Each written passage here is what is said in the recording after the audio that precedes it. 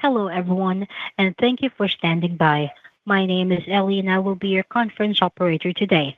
At this time, I would like to welcome everyone to the Krispy Kreme third quarter 2025 earnings call. All lines have been placed on mute to prevent any background noise. I would now like to turn the call over to Christine McDevitt, Krispy Kreme Associate General Counsel. Please go ahead. Hello, everyone, and welcome to Krispy Kreme's third quarter 2025 earnings call. Thank you for joining us today. This morning, Krispy Kreme issued its earnings press release for the third quarter of fiscal 2025. The press release and an accompanying presentation are available on our investor relations website at investors.krispykreme.com. Joining me on the call are President and Chief Executive Officer Josh Charlesworth and Chief Financial Officer Raphael Duvivier. After their prepared remarks, we will host a question and answer session. But before we begin, please note that during this call, we will be making forward-looking statements pursuant to the safe harbor provisions of the Private Securities Litigation Reform Act of 1995, including statements of expectations, future events, or future financial performance. Forward-looking statements involve a number of risks, assumptions, and uncertainties, and we caution investors that many factors could cause actual results to differ materially from those contained in any forward-looking statements. These factors and other risks and uncertainties are described in detail in the cautionary statements in our earnings press release, our annual report on Form 10-K filed with the SEC, and in other SEC filings we make from time to time. Forward-looking statements represent our expectations only as of today, and we assume no obligation to publicly update or revise any forward-looking statements except as may be required by law. Additionally, during this call, we will reference certain non-GAAP financial measures. Please refer to our earnings press release on our website for additional information regarding those non-GAAP measures, including a reconciliation to the closest comparable GAAP measures. Raphael will take us through our quarterly financial performance in a moment, but first, here's Josh. Thank you, Christine, and good morning, everyone. I'm pleased with the early progress we are making on our turnaround plan to deleverage the balance sheet and deliver sustainable, profitable growth, as reflected in our third quarter performance. As a reminder, we are focused on 1, refranchising, 2, improving returns on capital, 3, expanding margins, and 4, driving sustainable, profitable U.S. growth. First, refranchising enables us to more profitably drive system-wide sales growth and accelerate unit development through our capital-light franchise model. We are already working toward refranchising certain international markets as we look for experienced, long-term potential partners to operate and expand our iconic brand around the world. We also plan to restructure our joint venture in the Western U.S. with the WKS Restaurant Group, which today represents approximately 15% of our U.S. revenues. Restructuring is expected to reduce our ownership to a minority stake. We are happy with the strength of our operations in the WKS joint venture and look forward to future capital-light expansion across 10 Western U.S. states. Proceeds from international refranchising and the WKS restructuring are expected to be used to reduce net debt. Second, our focus on improving returns on capital involves reducing capital intensity by leveraging existing assets and focusing on franchise development. As part of this approach, we have lowered our CapEx spending for the back half of 2025 compared to the first half of the year, and in aggregate, annual CapEx will be significantly below 2024 levels. In the U.S. next week, we will open our Hot Light Theater Shop and production hub in Minneapolis, bringing Krispy Kreme to an area where fans have been eagerly anticipating our arrival. Overall, though, we have reduced investment in building new hubs, preferring to leverage existing excess capacity for growth where available. Looking ahead to 2026, we plan to reduce CapEx investment compared to 2025. We also expect our international franchise pipeline to continue to be a source of capital-light growth in the years ahead. For example, Through our franchisees and minority joint ventures, we recently opened our first Hot Light Theater shop in Madrid, Spain. We'll soon enter Uzbekistan and have announced further expansion in Brazil. Future international growth is expected to come not just from new shop openings with franchisees, but also through fresh delivery door expansion in grocery, convenience, club wholesalers, and quick service restaurants. For example, our collaboration with KFC in the UAE has now expanded to more than 200 KFC restaurants, offering Krispy Kreme donuts. This reflects the success of the model and the potential for future growth. Third, to expand margins through greater operational efficiency, the business model is being simplified. U.S. operations have been strengthened under the leadership of Chief Operating Officer Nicholas Steele, and costs across the P&L are being reduced. First, donuts are being made more efficiently by optimizing production, streamlining hub activities, and improving labor productivity. These initiatives are expected to maximize capacity, enhance operations and guest experience, and increase profitability through better labor management. Second, donuts are being delivered more efficiently by improving route management and demand planning, and by testing adjusted production and delivery schedules to support cost-effective expansion. These efforts are further strengthened by the capabilities of our third-party logistics partners, whose expertise in fleet management, delivery technology, and safety now supports approximately 54% of our U.S. network. Outsourcing has already resulted in more predictable logistics costs, and we expect to fully outsource U.S. delivery in 2026. And third, the benefits of reduced headcount and costs that we previously announced are decreasing both operating expenses and SG&A. Finally, to drive sustainable, profitable growth in the U.S., we are focused on strategic customers with high volume and high margin doors, ensuring that we have the right product variety in the right amount, in the right place, and at the right time. We continue to grow with strong existing customers. During the third quarter, more than 200 profitable doors were added with strategic partners including Target, Costco, Sam's Club, Kroger, and Publix. In total, approximately 1,000 profitable doors have been added year to date, and these doors are delivering weekly sales well above the system average. At Walmart, we are seeing the benefit of additional shelf space combined with our current merchandising towers and cabinets, as well as placement on Walmart's website. Early results demonstrate higher sales at current stores while supporting incremental distribution at new stores. So far, we only serve about 30% of Walmart's total domestic footprint, so there is a considerable opportunity ahead of us. Our marketing continues to emphasize the original glazed donut, our most iconic, most affordable, and most profitable product, while leveraging digital channels to engage consumers and further amplify sales. The excitement around our signature core product is coupled with innovative limited-time offerings that are culturally relevant and tied to buzzworthy events. Third quarter examples include our Harry Potter and Passport to Italy collections, as well as our collaboration with Crocs. In the fourth quarter, we are also pleased with our successful Halloween campaign.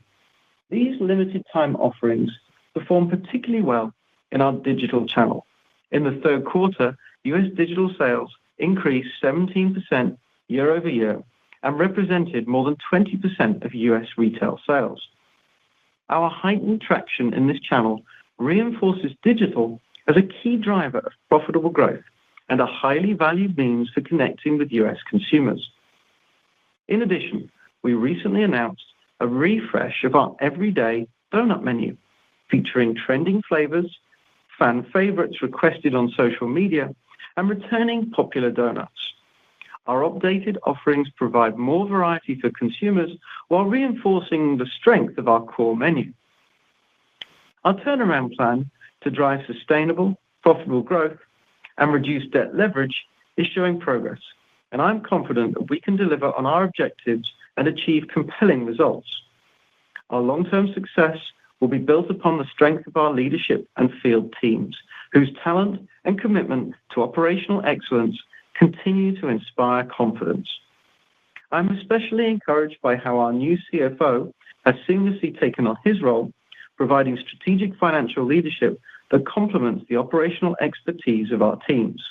With that, Rafael will now review our third quarter financials. Thank you, Josh.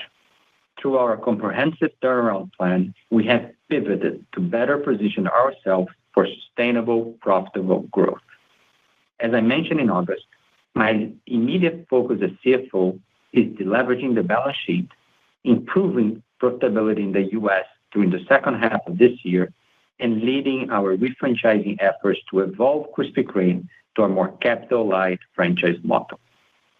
The third quarter provided us with an encouraging start as we grew adjusted EBITDA 17% year over year, or 20% if you exclude the sale of our majority stake in Insomnia Cookies in the third quarter of 2024. Adjusted EBITDA was $40.6 million in the third quarter, more than double what we saw in the second quarter. We also delivered positive free cash flow of $15.5 million. These results reflect the early progress we are making on our turnaround plan, reducing our net leverage by 20 basis points compared to the second quarter. We have excess liquidity of over $200 million as of the third quarter, which I believe provides us with the flexibility to meet both short-term obligations and long-term investments as we continue to implement our turnaround plan. Net revenue for the quarter was $375.3 million with 0.6% organic revenue growth driven by the international segment, offset by the strategic closure of underperforming doors primarily in the U.S. Total net revenue declined by 1.2% compared to last year, largely due to the sale of a majority stake of Insomnia Cookies. Adjusted EBITDA was $40.6 million, up from $34.7 million last year. We generated nearly as much adjusted EBITDA in the third quarter as we delivered in the first half of 2025. These results were positively impacted by productivity initiatives, SG&A savings, and the removal of costs from the now-ended McDonald's USA partnership, combined with recoveries from business interruption insurance related to the 2024 cybersecurity incident. Turning to the U.S. segment, organic revenue growth declined 2.2%, in part due to the exit of approximately 600 unprofitable doors. During the third quarter, we also exited approximately 2,400 doors connected to the now-ended McDonald's USA partnership. As Josh mentioned, we also have added doors that deliver substantially higher average weekly sales. Sequentially, this door optimization has resulted in an 18% increase in average weekly sales to $617 per door, demonstrating the traction we have when our products are in the right place with the right partner. Adjusted EBITDA was $21 million in the quarter, up from $13.9 million in the third quarter of last year. We benefit from cost savings related to operational efficiencies at our retail shops and our logistic outsourcing initiatives, in addition to cyber-related insurance recoveries of $9.3 million. Excluding those cyber-related insurance recoveries, U.S. adjusted EBITDA increased sequentially $1.8 million, despite approximately $3 million of lagging costs early in the quarter related to the now-ended McDonald's USA partnership. This demonstrates solid improvement resulting from our turnaround plan initiatives. Within our company-owned international markets, organic revenue grew 6.2%, driven by growth in Canada, Japan, and Mexico. These markets continue to see the benefit of strategically rolling out our hub-and-spoke model. International segment adjusted EBITDA increased by $0.4 million, or 1.7%, to $23.2 million, driven by Japan and Mexico. This is the first time in the last 4 quarters we saw year-over-year adjusted EBITDA growth in this segment. The margin decline of 90 basis points to 16.5% was due to the ongoing turnaround in the UK, where we saw strong sequential improvement in adjusted EBITDA as the UK leadership team continues to make progress. In the market development segment, organic revenue declined 5.3%, as growth in royalty revenues from international markets was more than offset by lower product sales and limited equipment sales in the quarter. Adjusted EBITDA was $12 million, with a margin rate of 63.5%, up 930 basis points year-over-year. Shifting back to our consolidated results, adjusted EBITDA and working capital management strengthened cash flow. We generated $42.3 million in operating cash flow during the third quarter and $15.5 million in free cash flow, following 2 quarters of cash outflows in the first half. Our bank leverage ratio was 4.5 times at the end of the quarter, which is below the 5 times leverage ratio limit in our credit facility. Our net leverage ratio, which reflects our net debt divided by trailing 4 quarters adjusted EBITDA, was 7.3 times, down from 7.5 times as of last quarter, positively impacted by the adjusted EBITDA improvement. Josh outlined several steps we are taking to increase profitability. We have already started to see the benefit of an estimated $12 to $15 million of annualized SG&A cost savings, along with productivity improvements at retail shops and efficiencies through third-party logistics. All of these items are already having a tangible impact on our financial condition. Sequentially, we saw working capital improvement across our balance sheet, including accounts receivable, accounts payable, and inventories. While we're encouraged by this progress, we are mindful of continued consumer softness in the marketplace and are managing through these conditions with discipline. We must remain focused on leveraging the balance sheet as we move towards our capital-light franchise model. With that, I'll turn it over to Josh for his closing remarks. Thanks, Rafael. In summary, we are making progress on our comprehensive turnaround plan to deleverage the balance sheet and deliver sustainable, profitable growth.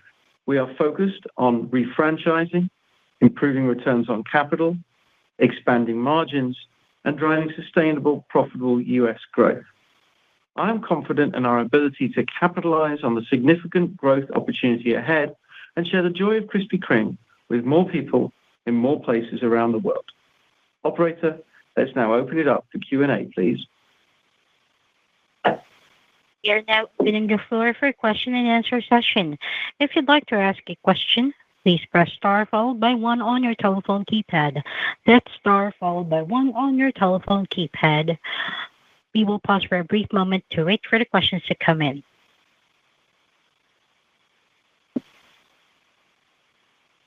Your first question comes from the line of Danielle Guglielmo of Capital One Securities. Your line is now open. Hi, everyone. Thank you for taking my questions.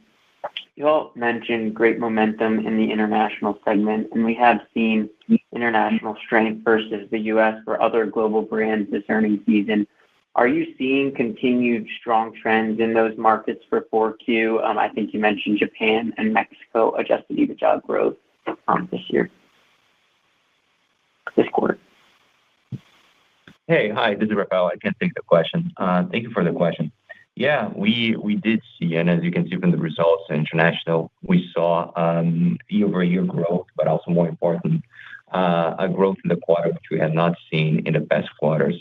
We continue to see good momentum. You mentioned Mexico and Japan, they continue to deliver, but also the markets that we don't know, the international franchise markets, where we continue to see growth in places like Brazil, where we just opened, and the places that we're actually planning to open. So we continue to see strong momentum there. Okay, great. I appreciate that. And then I think in the commentary, it seemed like there is going to be some DFD expansion in some of the international markets. Can you just talk about some learnings that you've taken away from the U.S. expansion that you're going to kind of think about as you're doing this expansion in international? It'd just be helpful to understand. Yeah, it's a great question. Look, we learn a lot with DFD over the years, and as we expand internationally, we have the hub and spoke in mind. So as we go in places where we already have the DFD in place internationally, think about UK, think about Mexico, Japan, but also the places we're expanding now. Once again, new countries like Brazil or France, we are taking all of those learnings. We know better and better what works, and it's interesting when the brand is in the right place with the right partner. We see how DFD and the hub and spoke can operate very well. Great, thank you. Appreciate it. Your next question comes from the line of Brian Harbour of Morgan Stanley. Your line is now open. Good morning, guys. I guess maybe could you just comment on sort of the U.S. demand environment as you saw it in 3Q and kind of into 4Q here? Yeah, I'll take that. Good morning. Q3 was very interesting for us because the results reflect the progress on our turnaround plan. Think about it. We intentionally exited from McDonald's restaurants and another 600 poorer performing doors. So overall, that contributed to a small revenue decline, but a significant improvement in EBITDA and positive cash flow. So it was clearly the outcome of our actions. The rationalization program, though, on U.S. doors is over. So instead, we continue to focus on high volume, profitable doors going forward with strategic partners. We've actually added 1,000 of those year to date with people like Walmart, Target, and Costco, and that's resulted in average weekly sales jumping back up over $600. So that is about the future. We intended to have that reduction in growth in the third quarter to drive the turnaround plan. Underlying all that, we're actually seeing U.S. trends improving. The consumer response, in particular to our specialty donut campaigns, we had Harry Potter in the late summer, and just saw a successful Halloween, means that my confidence in Krispy Kreme's long-term sustainable, profitable growth is high. Okay, thanks. What additional cost things should we expect here just into the end of the year? And I know you're not guiding, right? But do you think that do you want to make any comments about where you think EBITDA could be in the fourth quarter? Yeah, I can take this as Rafael. Look, we saw a sequential improvement in EBITDA in Q3, as you saw in Q2, and are happy with the progress we made. The turnaround plan is working, and we continue to believe that as we enter Q4, we will see sequential EBITDA improvement. As I said, we're not providing guidance, but we do expect Q4 EBITDA to be higher and to still be able to generate a positive cash flow in Q4.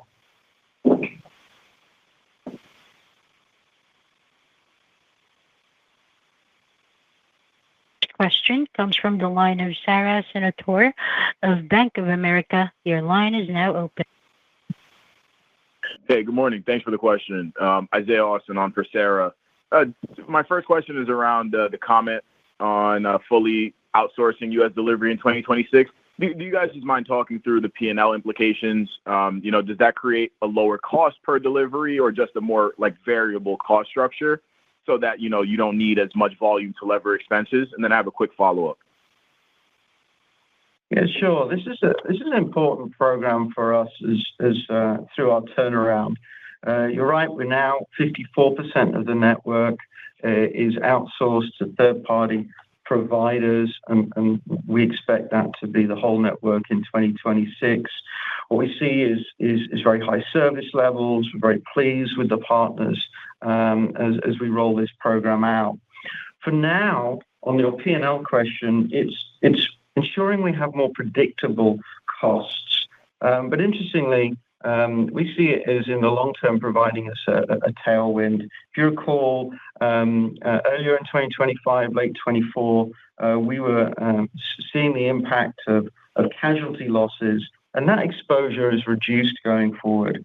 We also expect, with the expertise of these partners who are focused every day on moving our donuts as logistics experts, as opposed to us ourselves being the producers of the donuts. We expect operational improvements over time. They've already been identifying and sharing with us ideas around how they can use their technology and expertise to improve route management, for example. So a long-term tailwind for us. But for now, the impact on the P&L is more just ensuring we have predictable costs without any of the surprises of those casualty losses.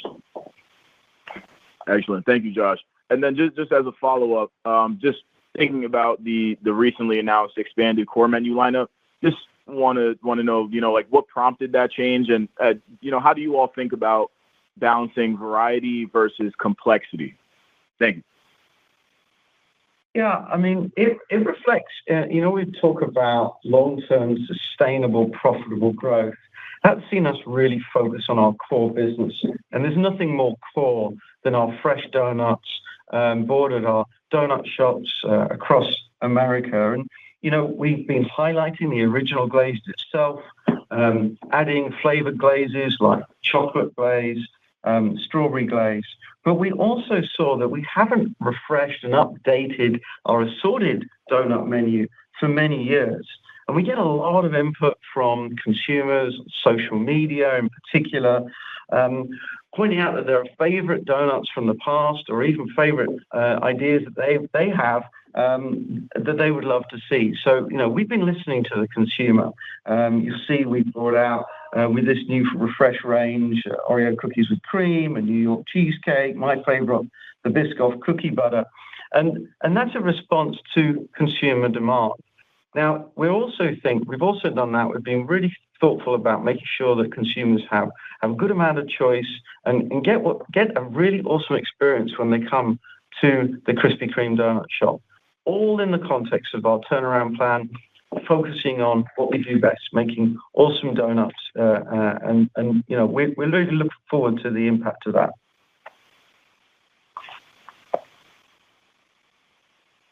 Again, if you'd like to ask a question, please press star followed by 1 on your telephone keypad. That's star followed by 1 on your telephone keypad. Your next question comes from the line of Rahul Krusapalli of JP Morgan. Your line is now open. Good morning, guys.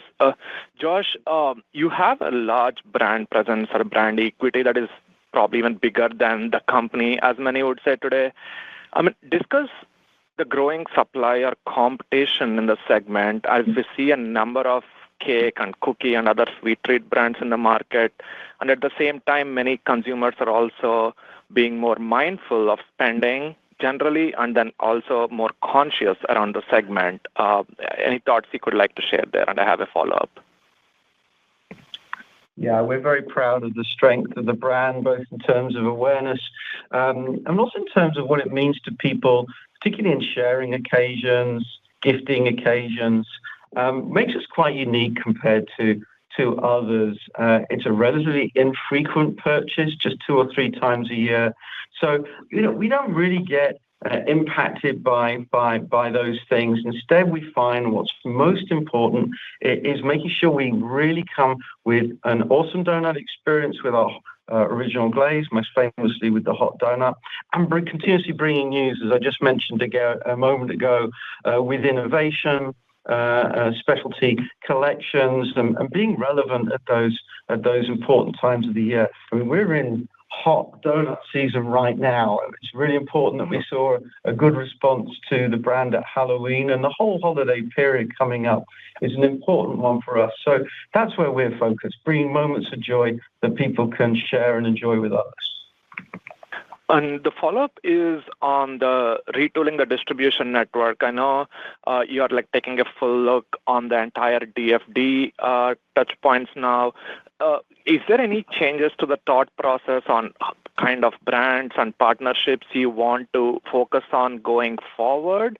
Where are we in the journey there? And then also, is there any change in the kind of agreements or how you want to execute the drop-offs in this new model? Look, we're continuously looking to improve our distribution network, looking at delivery timing, making sure that We are producing the donuts in close proximity to our customers, but also efficiently. So we really are doing a lot of work around that as part of our turnaround and continuing to expect benefits from that. The big initiative for us was to exit from low traffic doors. We had, over time, we identified there were about 1,400 doors in the US where the traffic wasn't high enough, then therefore the weekly sales weren't good enough. And so we intentionally exited from those this year, but that program is done. So going forward to your broader question, it is about expanding convenience and access to the brand, but only where the traffic is high enough and in-store visibility is really clear. That's when the conditions are right for us. What's great is we have several customers that already qualify against that, and they have plenty of upside opportunity. It's only recently, in the last year or so, that we entered Target, and we're really just starting out with Costco as two clear examples of that. And even more recently, just got going with Sam's Club. So we have plenty of customers where we can go that are sort of proven with that high traffic. It's interesting and internationally that we see some other innovations, such as the KFC we're seeing in the Middle East. But really in the US, the focus is on these big high traffic locations in which we have plenty of runway on, and they can support a long-term sustainable, profitable growth. Appreciate the color, Josh. Look forward to seeing you next week. You bet. Thank you. Your next question comes from the line of Alexandra Hilliard of BNP. Your line is now open. Hi, good morning. This is Jafar Mestari from BNP. Just wanted to clarify one thing in terms of the outlook, where you talk about the remainder of 2025. You expect to see further improvements in adjusted EBITDA. Does that mean a Q4 25 EBITDA higher sequentially than Q3? Is that a Q4 25 EBITDA higher year on year than Q4 last year, or is there any other way we should look at this? Thank you. Hey, hi. I can take this, Rafael. Yeah, that's the way you should read this. We do expect to see improvement in Q4 versus Q3, and also positive cash flow in Q4 as we generated in Q3. And as we enter 2026, we're still not providing guidance, but you can expect sequential improvement in EBITDA. And as I said in Q2, we continue to focus on lowering CapEx spend. We will do this in the second half of this year, and we will lower CapEx for next year as well. Thank you very much. Thanks. Thank you. There are no further questions. I'd now like to hand the call back to the CEO, Josh, for final remarks. Well, thank you, everyone, for your interest in Krispy Kreme today. We implemented a turnaround plan this summer to drive sustainable, profitable growth and deleverage the balance sheet, and we're already seeing that turnaround underway. It's thanks in large part to our great Krispy Kreme team all over the world. So I thank you as well. Thank you. Goodbye. Thank you for attending today's call. You may now disconnect. Goodbye.